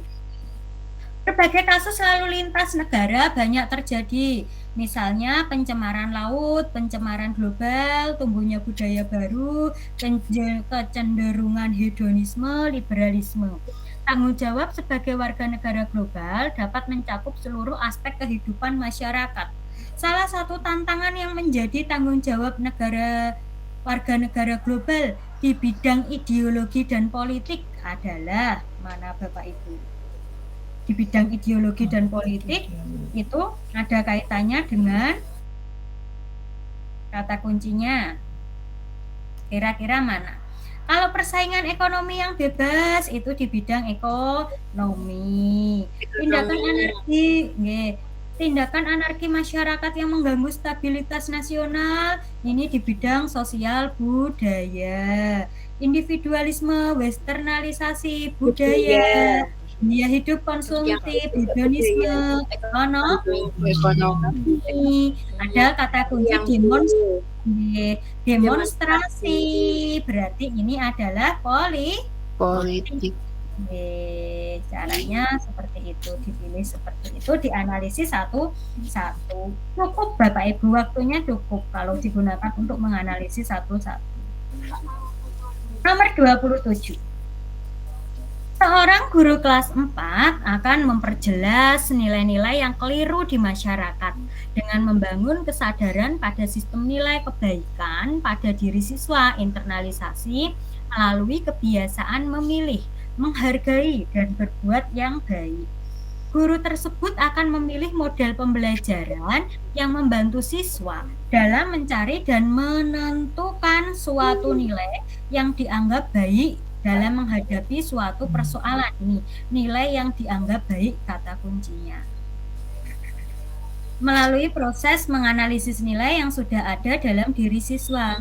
Berdasarkan kasus di atas, maka model pembelajaran berbasis PPK yang dinilai adalah Bapak Ibu.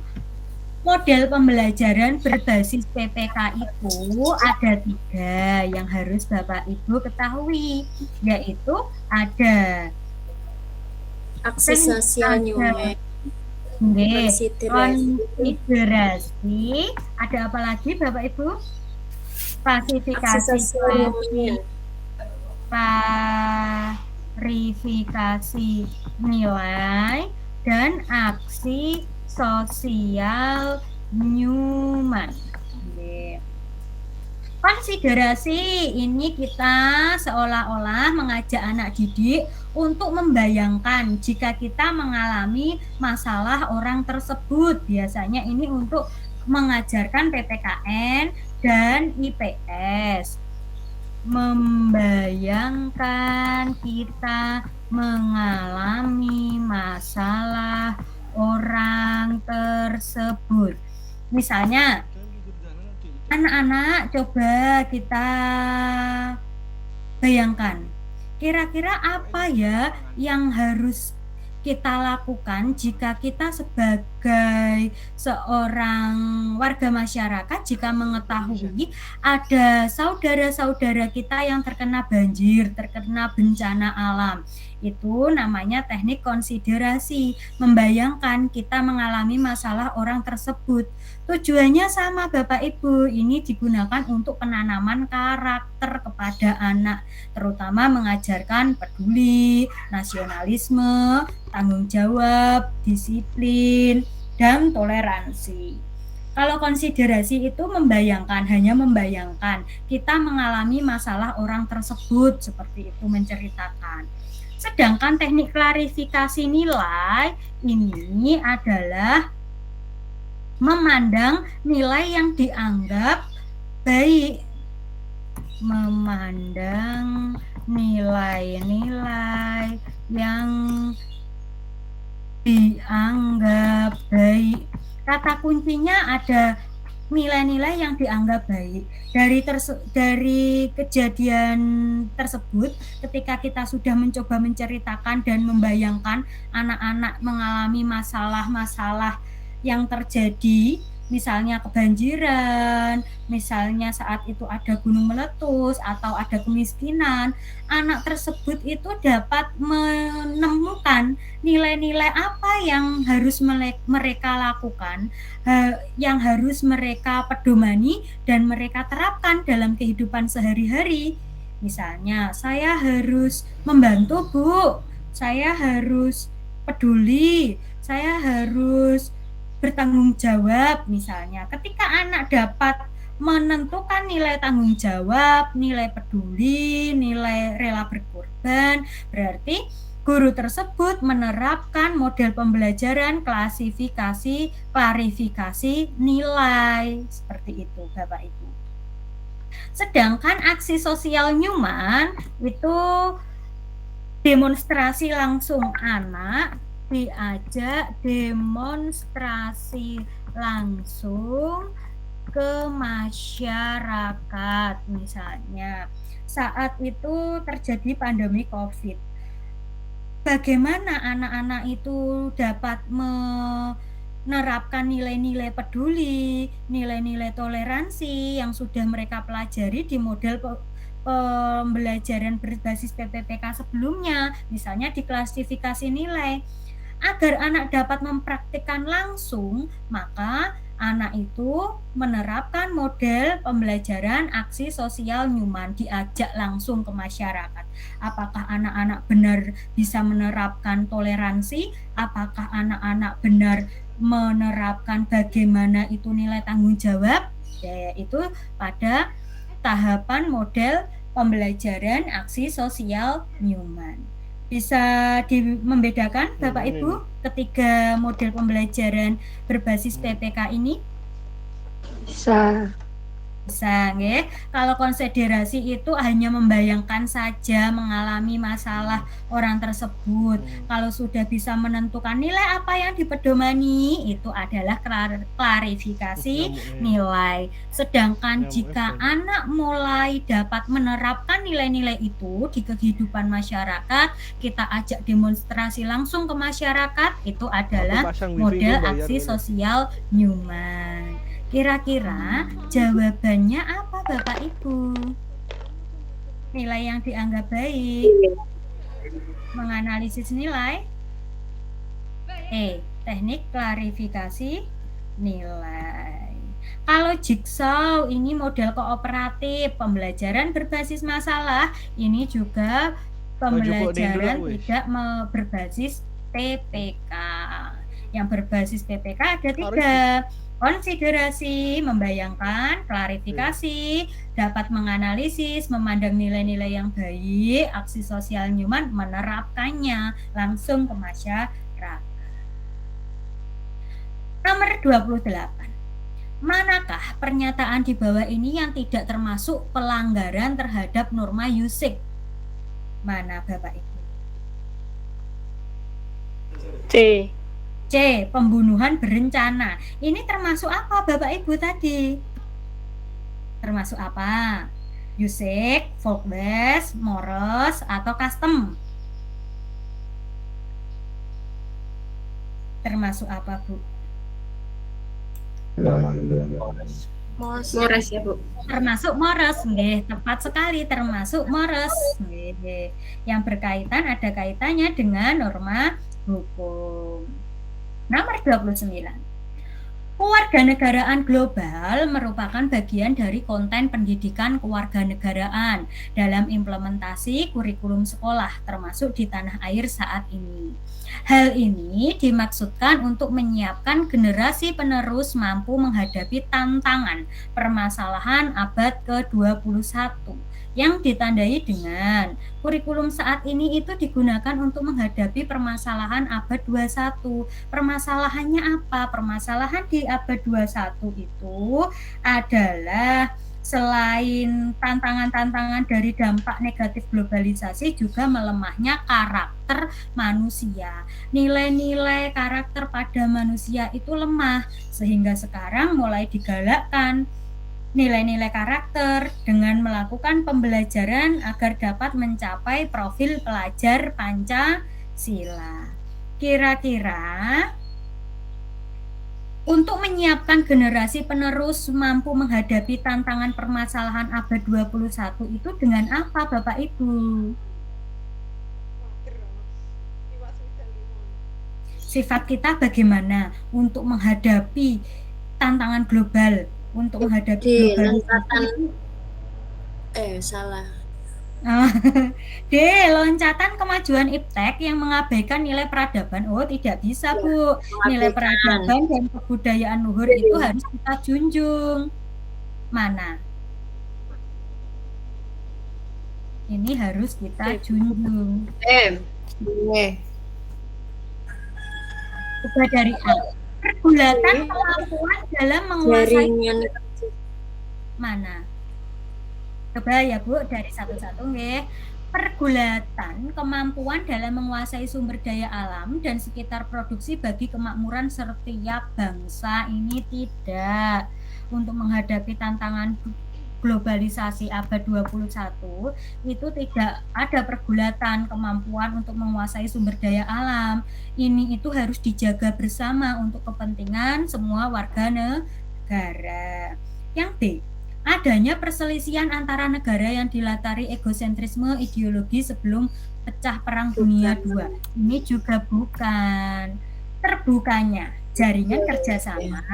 Jadi untuk globalisasi itu kita terbuka, mau bekerja sama untuk saling membantu dalam mengatasi masalah kesejahteraan, ancaman, perselisihan, dan ketidakadilan bagi kemanusiaan. Ini benar atau salah? betul. Betul. Benar. Kalau yang benar. Yang kemampuan sejumlah negara maju di belahan utara dan kemakmuran sejumlah negara maju di belahan utara dan ketertinggalan negara-negara miskin di bagian selatan. Ini malah menimbulkan perpecahan, jadi juga salah. Jawabannya adalah C. Terbukanya jaringan kerjasama untuk saling membantu. Oke. Yuk, besok kalau ada soal seperti ini khususnya untuk PPKN dan IPS itu menganalisis, tidak langsung jawabannya dapat diketahui jawabannya langsung, tidak, tapi Bapak Ibu harus menganalisis. Berbeda dengan matematika, berbeda dengan IPA, itu jawabannya pasti. Tapi kalau pedagogik, PKN terutama IPS itu kita harus mampu untuk menganalisis satu per satu.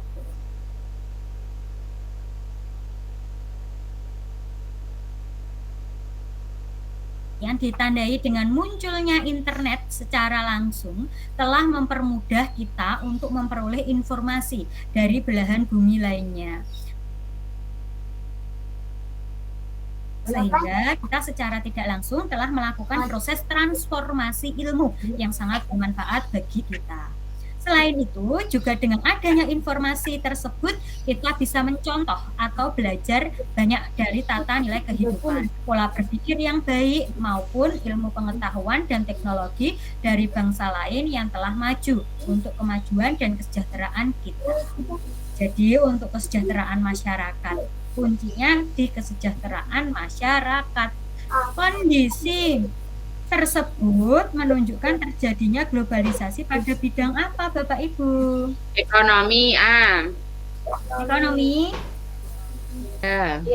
Mempermudah informasi dari belahan ini, mempermudah ini sehingga kita secara tidak langsung telah melakukan proses transformasi ilmu yang sangat bermanfaat bagi kita. Selain itu, juga dengan adanya informasi tersebut, kita bisa menyontoh atau belajar banyak dari tata kehidupan, pola pikir yang baik, maupun ilmu pengetahuan teknologi demi kemajuan dan kesejahteraan kita. Ini itu ditekankan pada kesejahteraan kita melalui proses mau mencontoh, mengadaptasi hal-hal baik dari negara lain. Itu apa, Bapak Ibu? Sosial budaya. Budaya. Nah, jadi jawabannya B, yang benar B.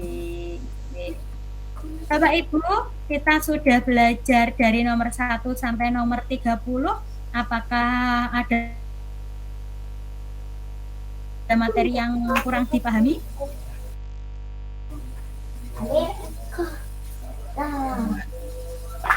Bagaimana Bapak Ibu? Ya, saya Ya, cukup. cukup. Kira-kira untuk pertemuan keempat mau itu request di Pak Yuda materinya apa, Bapak Ibu? Apakah kita ini kan sudah sebagian pedagogik, PKN, IPS. Besok pertemuan 4 mau minta apa, Bapak Ibu? IPA sama matematika. Ya, Matematika, IPA dan matematika, nggih. Nggih. IPA dan matematika, nggih, di pertemuan 4. Pertemuan keempat kapan, Bapak Ibu?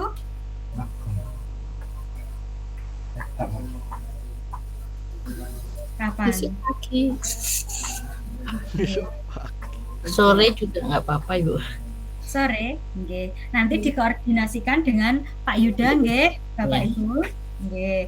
Nggih, demikianlah belajar kita di sore hari ini. Semoga bermanfaat untuk Bapak Ibu semua. Tetap semangat, tetap jaga kesehatan. Semoga ikhtiar Bapak Ibu diganti dengan nikmat lulus UP 1 kali. Amin. Amin. Amin.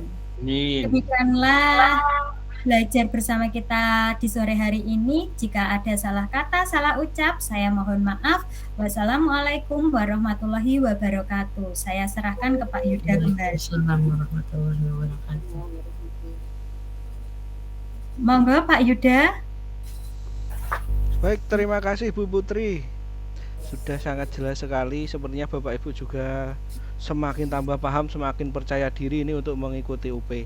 Baik Bapak Ibu, demikian pembelajaran yang ketiga untuk belajar bersamanya. Kemudian untuk pertemuan keempat ini nanti minggu ini atau minggu depan Bapak Ibu? Minggu ini aja, Pak. Minggu ini. Ya, kalau minggu ini sepertinya hari Jumat bisanya Bapak Ibu, karena Kamis itu ada kegiatan guru penggerak sepertinya Bu Putri kemarin. Jadwalnya gitu. Jadi mungkin kalau minggu ini hari Jumat. Gimana Bapak Ibu? Iya Pak, enggak apa-apa. Enggak apa-apa nggih. Untuk waktunya siang, sore atau malam? Malam saja, Pak. Kalau bisa malam saja, Pak. Soalnya biar ketika saya itu belajar. 2 agenda ya, Pak. Oh gitu. Ada briefing UPIN sama masih ada perkuliahan penyiapan RTL kayaknya. Oh gitu. Nggih, berarti malam nggih Bapak Ibu, Jumat malam gitu nggih. Nggih. Ya. Gitu Bu Putri bisa nggih malam hari Jumat malam? Nggih. Nggih, seperti kemarin nggih Bapak Ibu. Habis maghrib. Ya habis maghrib Nggih, setengah nggih. 7. Nggih gitu nggih Bapak Ibu, nanti selengkapnya saya tulis di grup untuk diumumkan di grup gitu. Baik, terima kasih.